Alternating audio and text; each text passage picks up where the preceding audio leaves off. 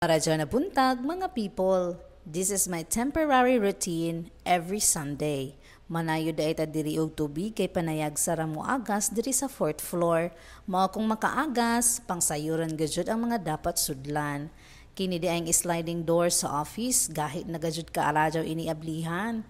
Hoy, for the kusgan ang person. Nigawas da ita kadali sa rooftop kay kuhaon ang bangko nga nabilin. Kay mabasa na inig mo uwan. Sunod maon ang pagsilhig diri sa hallway sa office.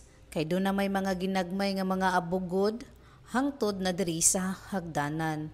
Tulo di ay ka-occupants diri sa building.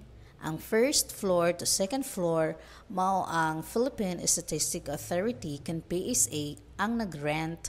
Ang third floor mao ang UEPCO Security Agency ug ang fourth floor mao ang 1FM. O diba, naagyud mi sa pinakataas. Kabaw ba mo nga kung maglinog? Uy, ugyod as in. Grabe jud among mga experience aning among building. Pero naara jud gihapon mi diri until now. Survivor gyud gihapon. Iagi na mi diri glinog. Iagi na mi diri bagyong Odette.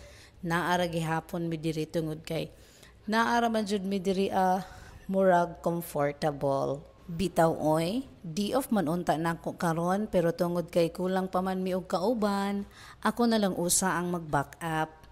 Need gyud pod nga mag-day off tong usa ka technician namo kay iya pod baya ang duty gikan sa Monday ngadto na sa Saturday. Naa na ta diri karon sa studio or announcers both.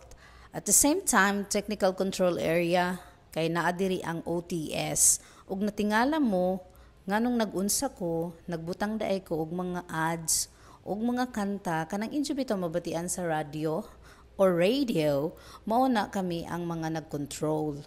Namutang sa mga ads og mga kanta. Kung sa bag-o pa ka ani nga trabaho, murag lisod, pero madugay, makabalura gud ka, dali raman kaayon ni tun-an.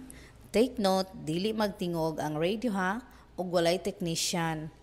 Kay sila na ang mag-open sa transmitter. Taas na kaayo akong istorya sa sunod na pod. Bye!